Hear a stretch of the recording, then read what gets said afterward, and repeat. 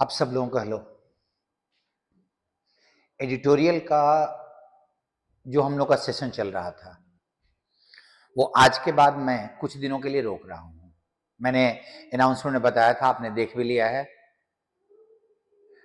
एक मेरा अपना ओपिनियन ये होता है कि अगर कोई चीज खुद किया जाए तो आखिर वो कितने दिनों तक करना हो उसका कोई लिमिट नहीं होता। मतलब अगर मैं पढ़ रहा हूं तो हाउ लॉन्ग, क्या आपके अंडरस्टैंडिंग के डेवलपमेंट में कोई ये टारगेट हो सकता है कि और अगर 5 एडिटोरियल हो जाए तो मेरा हो जाएगा, और ये नहीं होता शायद। तो और आपने कितना समझा, बाकी के आर्टिकल्स जो आप पढ़ रहे हो कितना आपने समझा और कितना नहीं समझा, ये कैसे डिसाइड होगा? सो मैंने प्लानिंग किया है कि अभी का जो मेरा स्केड्यूल है अगर वो फिनिश हो जाए, जैसे अभी एसएससी की परीक्षा आने वाली है, वहां पे मैं कुछ कंट्रीब्यूट कर लूं, उसके बाद मैं एडिटोरियल को क्वेश्चन आंसर के सेशन में डालना चाह रहा हूं। लेकिन उसमें टाइम लगता है। वो जैसे मॉर्निंग में एडिटोरियल आया, मैं अभी आपके सामने में कर रहा हूं, उसमें 1 दिन का डिले होगा। मेरे को क्वेश्चन बनाने होंगे और वो रोज हो भी नहीं सकता है। मुझे एडिटोरियल पे क्वेश्चन सेट करना होगा ताकि आपको आपकी अंडरस्टैंडिंग पे जोर पड़े।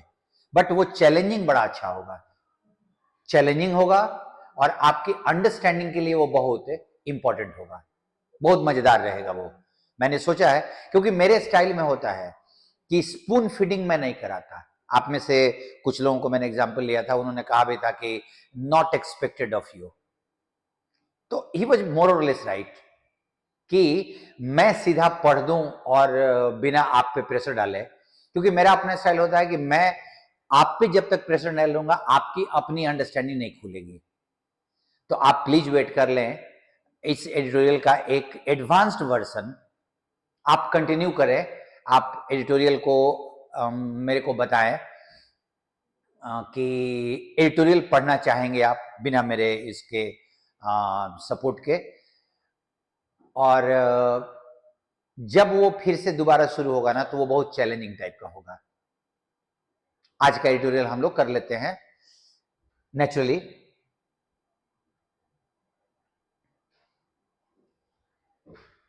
आप जरा ध्यान दो, इंप्लीकेशन, किसी चीज का प्रभाव या उसका रिजल्ट, कोई डिसीजन किया आपने, कोई एक्शन लिया, उसका क्या प्रभाव पड़ेगा, क्या परिणाम निकलेगा, उसको इंप्लीकेशन कहा जाता है। प्रेसिडेंट, इसको समझना, एन ऑफिशियल एक्शन और decision that has happened in the past and that is seen as an example और a rule to be followed in a similar situation later. कोई ऐसी घटना जो पहले हुई हो, ये अगर लॉ में इस्तेमाल किया जाएगा तो ऐसा कोई केस किसी कोर्ट में पहले आया हो और उसी को हम एग्जाम्पल मानते हैं उस नेचर की घटनाओं के लिए। जैसे कोई केस हुआ जिसका नेचर सेम था और कभी पहले जज ने अगर 3 साल की सजा सुनाई है तो उसका प्रेसिडेंट अगर कोर्ट होगा तो उस नेचर के केस के लिए अभी अगर हुआ है तो 3 साल ज्यादा की सजा नहीं हो सकती है, क्योंकि न्याय में समानता होनी चाहिए। उसी पहले के एग्जाम्पल को प्रेसिडेंट कहा जाता है। कंसोलिडेशन, चीजों को जोड़कर एक बनाना, मजबूत करना भी होता है बट यहां पे चीजों को जोड़कर एक बनाना। लॉ सूट, वही केस को लॉ सूट भी बोला जाता है। अ क्लेम और complaint against somebody that a person और organisation can make in the court, वो आदमी जो केस करता है उसको लॉ सूट कहा जाता है। Monopolist, a person or company that has a complete control of trade in particular goods or supply of a particular service, किसी पर्टिकुलर चीज के व्यापार या किसी सर्विस में किसी कंपनी का एकाधिकार जो होता है उसको मोनोपोली कहा जाता है और उस कंपनी को मोनोपोलिस्ट कहा जाता है। स्टाइफल, किसी चीज को होने से रोक देना। रेंज, मैंने रेंज को एज ए वर्ब लिया है। हमारे यहां कंपनी में प्रोडक्ट्स का रेंज ये है, from this to this. The products in our company range from this to this, उसका रेंज यहां से यहां तक है। To vary between 2 particular amounts sizes including others in between them. उन बीच में सब चीजों को वहां से लेके यहां तक है तो बीच के सारी चीजों को इंक्लूड करते हुए उसका रेंज, वही जो रेंज हिंदी में होता है, सॉरी नाउन वही अंग्रेजी में भी होता है वर्ब के तौर पे, वर्ब के तौर पे भी वही होता है, बस range from this to this ये लगाते हैं हम लोग। हेफ्टी, लार्जर देन यूजुअल और एक्सपेक्टेड, जितना हमने सोचा था एक्सपेक्ट किया था उससे बहुत ज्यादा, that is called hefty. Assess, to analyse और इवेल्युएट, असेसमेंट इसी से बना हुआ है। रिगार्डलेस ऑफ, ट्रीटिंग समथिंग और somebody is not being important, किसी चीज को महत्व नहीं देना, या paying no attention to something, किसी बात पे ध्यान न देना, उसको बिना ध्यान में रखे। अंडरवे, वो चीज जो अभी शुरू हो गया है, वो अभी जारी है। अंडरवे का मतलब जारी, कंटिन्यूअस।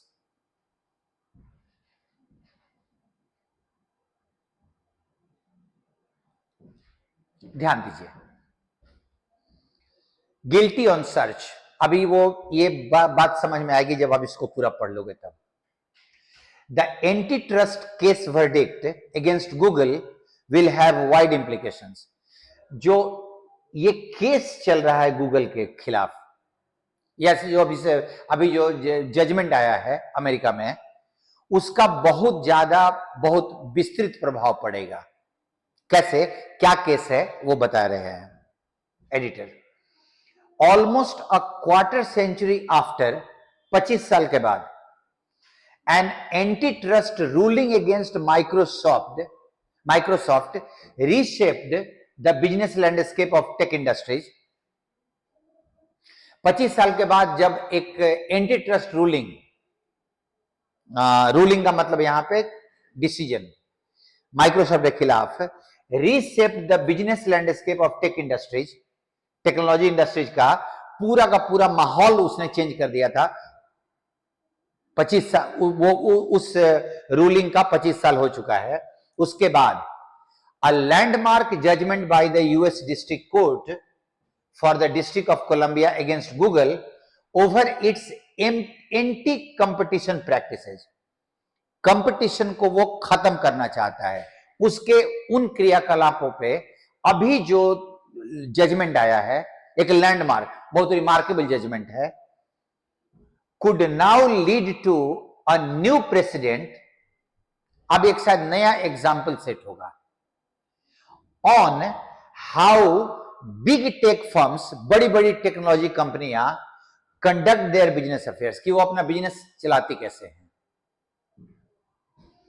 द रफली 3 year लॉन्ग लीगल प्रोसेस, करीब करीब 3 साल से लीगल प्रोसेस चल रहा है, which began with the discovery procedure in January 2021, वो जो 2021 के जनवरी से जो लीगल प्रोसेस डिस्कवरी मतलब उसकी वो पता चला वो procedure, after the court consolidated 2 lawsuits, 2 cases जो गूगल पे हुए थे दोनों को मिलाकर उसने एक कर दिया कोर्ट ने, United states versus Google and the Colorado versus Google, एक उनका अपना स्टेट है प्रोविंस वो, और प्लस पूरे United State versus Google, that led to a 9-week bench trial, 9 हफ्ते तक ट्रायल चला, इन सितंबर 2023, कंक्लूडेड ऑन अगस्त 5th, ये जो पूरा केस था ये कंक्लूड हुआ 5 अगस्त को, जिसमें 2 केसेस को एक साथ मिलाया गया था। यूएस डिस्ट्रिक्ट जज for the district of Columbia, Amit P Mehta, वहां के जो डिस्ट्रिक्ट जज थे, wrote that Google is a monopolist, वो एकाधिकार बनाने वाली कंपनी है, and that it has violated section 2, इसने सेक्शन 2 का उल्लंघन किया। कौन सा किसका section 2? Of Sherman anti trust act, इस एक्ट के सेक्शन 2 को वायलेट किया है बाय स्टाइफलिंग कंपटीशन, कंपटीशन का गला घोट दिया है उसने, और गला घोट के उसने इस एक्ट का वायलेशन किया है, to protect its monopoly position, अपने मोनोपोली का अधिकार पोजीशन को की रक्षा के लिए उसने एंटी ट्रस्ट एक्ट का गला घोटा है। The search giant Google was accused of using its dominant position, उसने अपने प्रभावी पोजीशन का इस्तेमाल किया in the online search market. हम लोग तो गूगल पे ही सर्च करते हैं ना, उसने अपने प्रभाव का इस्तेमाल किया by cutting exclusive deals with smartphone makers. यहां पे देखो, कटिंग एक्सक्लूसिव डील्स, फाइनलाइजिंग, उसने फाइनलाइज किया डील को smartphone maker such as Apple and Samsung, उनके साथ डील फाइनलाइज किया so that they can preload Google search on their handsets as a default search engine, ताकि सैमसंग और Apple में जो सर्च इंजन जो प्री अपलोड होता है वो गूगल ही रहे। उन्होंने गूगल ने ऐसा डील किया था अपने प्रभाव का इस्तेमाल करके। While Google plans to appeal the ruling, वो इस जो डिसीजन आया है उसके खिलाफ वो अपील करने को सोच रहा है। The US Department of Justice has not yet indicated what remedy it will ask for. लेकिन यूएस डिपार्टमेंट ने ये नहीं बोला है कि कौन सा उपाय वो निकालेगा इसके बारे में। Both parties have been called to discuss and find a remedy ahead of their meeting with Judge Mehta on September 6. September 6 में को फिर से दोनों पार्टी, जो दोनों पक्ष थे, उनका जज मेहता से मीटिंग होना है और कहा गया कि उसके पहले आप लोग आपस में मिलिए। The remedy could range anywhere, उसका रेंज रेमेडी का क्या हो सकता है?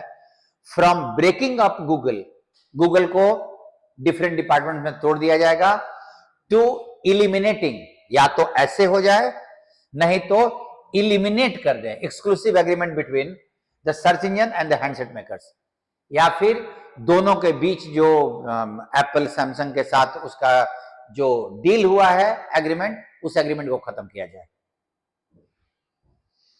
The former, that is breaking up Google, will fundamentally change the structure and nature of digital business. अगर ये हुआ ब्रेकिंग अप गूगल तो पूरा डिजिटल बिजनेस का फंडामेंटल चेंज, स्ट्रक्चर चेंज होगा। As because Google is linked to a range of digital services, क्योंकि Google का connection बहुत सारे डिजिटल सर्विसेज से है, तो अगर वो ब्रेक होगा तो पूरा का पूरा लैंडस्केप बदलेगा। द लेटर, एलिमिनेट करना agreement, on the other hand could immediately wipe out a revenue stream, आय का एक स्रोत खत्म कर देगा फॉर हैंडसेट मेकर्स। आखिर ये अगर अलाउ करते हैं कि हमारा गूगल का ही सर्च इंजन होगा तो वो गूगल से बहुत ज्यादा अमाउंट लेते होंगे, तब वो प्री अपलोड करेंगे तो वो उनका रेवेन्यू खत्म हो जाएगा। Particularly Apple could and up, क्या परिणाम निकलेगा? लूजिंग बिलियंस ऑफ डॉलर्स, अरबों रुपया गूगल का, डॉलर्स उनका खत्म होगा। If Google is order to terminate its deal with the iPhone maker, Apple को इतना हानि पहुंचने का है, बहुत ज्यादा amount. This hefty annual payment disincentivises firms such as Apple and Samsung from building their own rival search engines. अगर ये अमाउंट डिसइंसेंटिवाइज मतलब हतोत्साहित करेगा, ये जो एनुअल पेमेंट है वो हतोत्साहित करता है कि सैमसंग और एप्पल अपना सर्च इंजन डेवलप करें, क्योंकि गूगल उनको पैसा दे रहा है तो वो उतना पैसे का फायदा हो गया, उन्होंने गूगल के सर्च इंजन को प्री अपलोड कर दिया। तो ये जो बड़ा सा अमाउंट है वो डिसइंसेंटिवाइज करता है from building their own rival search engine, कि वो अपना सर्च इंजन नहीं डेवलप कर रहे हैं। Separately terminating such deals can help consumers, और अगर ऐसा डील खत्म हुआ तो कंज्यूमर्स को हेल्प मिलेगा कि वो कौन सा सर्च इंजन यूज करे। Find alternative search engine as oppose to getting one preloaded in their smartphones. एक ही जो प्रीलोड होता है उसके जगह पे वो अपने शौक का सर्च इंजन अपलोड करेंगे। The effectiveness of these alternative search engines can only be assessed over time. ये जो अल्टरनेटिव सर्च इंजन है वो कितना इफेक्टिव होंगे वो तो समय के साथ पता चलेगा। As a scale and the amount of data that goes into them will play a key role in optimizing them for richer user experiences. क्योंकि किस स्केल का किस मात्रा का डाटा उसमें जाएगा वो सर्च इंजन में रहेगा वो बताएगा कि यूजर का एक्सपीरियंस कैसा रहता है। Lastly, these changes could make Google build a better product that is focused on user privacy. और शायद अगर ऐसा हो तो गूगल पे ये प्रेशर पड़ेगा कि वो ऐसा प्रोडक्ट बनाए, सर्च इंजन बनाए जिसमें यूजर की प्राइवेसी पे ज्यादा प्राथमिकता दिया जाए। अभी अभी गूगल पे ये होता है ना कि उसकी वो प्राइवेसी को कॉम्प्रोमाइज कर लेता है। हर जगह पे हर देश में ऐसा हो रहा है कि वो ट्रांसफर कर देता है डेटा को लेके, तो शायद वो मजबूर हो इस करने के लिए, प्राइवेसी को ध्यान देने के लिए। Regardless of the directions and the remedies take, ये हम ना भी ध्यान रखें कि क्या रेमेडी होगा, क्या किस डायरेक्शन में बात आगे बढ़ेगी। This ruling will have a huge impact on a series of anti trust cases. एक जो बहुत सारे एंटी ट्रस्ट केसेस है उस पर बहुत ज्यादा प्रभाव पड़ेंगे। That are underway against big tech firms. वो एंटी ट्रस्ट का बहुत सारा केसेज बड़े बड़े टेक्नोलॉजी कंपनीज के खिलाफ चल रही हैं। कैसे कर रहे हैं? Meta, Amazon, Apple for their monopolistic business practices, कि उनके जो बिजनेस प्रैक्टिसेज हैं वो सिर्फ मोनोपोली क्रिएट करती हैं, मोनोपोली क्रिएट करने के लिए हैं, तो उन पे ये असर तो पड़ेगा एंटी ट्रस्ट का। अच्छा था, हम लोगों से भी जुड़ा हुआ है, बट हम लोग ध्यान नहीं देते, जब आएगा तब देख लिया जाएगा। आप लोग अपने रीडिंग को स्किल को कंटिन्यू कीजिएगा, क्योंकि रीडिंग एक स्केल अप है, अगर वो स्केल अप नहीं होगा तो फिर डाउन गिरेगा। आप कंटिन्यू रखेंगे। मैं एसएससी के पार्ट के बाद मैं इसको एक नए शेप में आप लोगों के सामने में रखूंगा और वो ज्यादा चैलेंजिंग होगा, ज्यादा मजेदार भी होगा। सी यू देन। थैंक यू सबको।